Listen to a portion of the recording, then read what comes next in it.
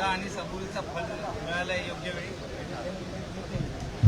निश्चितपणाने श्रद्धा आणि सबुरीचं फळ मिळालेलं असं मी मानतो. साईबाबांच्या भूमीतूनच मी येतो आणि जे काय मागील विधानसभेच्या वेळेस थांबावं लागलं होतं त्याची पक्षाने दखल घेतली आणि या ठिकाणी खरं तर ती स्वप्नपूर्ती झालेली आहे, वचनपूर्ती झालेली आहे असं मी समजतो. त्याबद्दल आदरणीय महाराष्ट्राचे कार्यसम्राट मुख्यमंत्री देवाभाऊंचे मी पुनश्च एकदा आभार मानतो. केंद्रीय नेतृत्व अमितभाई शहा साहेबांचे आभार मानतो. तसेच प्रदेशाध्यक्ष आणि कोर कमिटी या सगळ्यांचे आभार मानतो.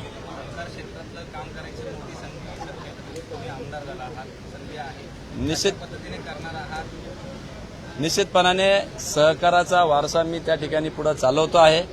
स्वर्गीय माझे आजोबा शंकररावजी कोल्हे साहेब हे अनेक वर्ष सहकारासाठी त्या ठिकाणी महाराष्ट्रभर काम केलेलं आहे.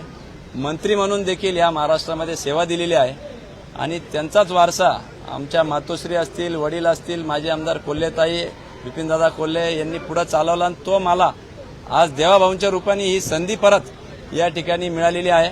सहकार असेल, ग्रामीण असेल, शिक्षण असेल, आरोग्य असेल, महिला सबलीकरण असेल आणि विशेषतः युवा वर्गाचे जे काय प्रश्न आहेत ते या ठिकाणी घेऊन सामोरे जायचा माझा मानस आहे.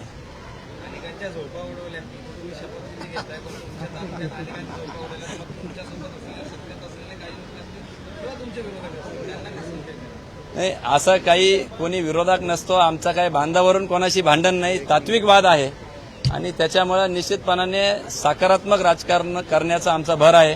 त्या पद्धतीने सकारात्मक दृष्टिकोन ठेवून सगळ्यांशीच जुळून घेऊन जनतेचे प्रश्न सुटण्यास प्राधान्य देऊन त्या ठिकाणी काम करणार आहे.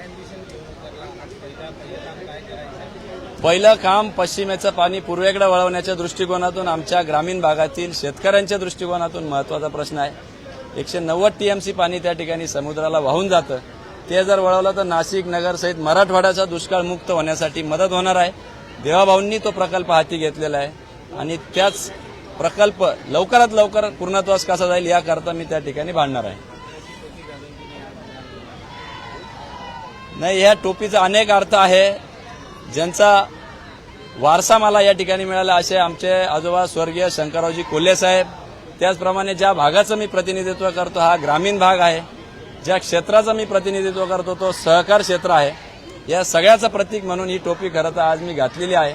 आणि आमचे सर्व ज्येष्ठ कार्यकर्ते खरं तर 93 वर्षाचे आमचे एक आजोबांचे सहकारी आज शपथविधीसाठी आले होते. या सगळ्यांना जे आहे जे आयात नाही आहे या सगळ्यांना अभिवादन करण्याच्या दृष्टिकोनातून खरं तर मी टोपी घातलेली आहे. थँक्यू, धन्यवाद.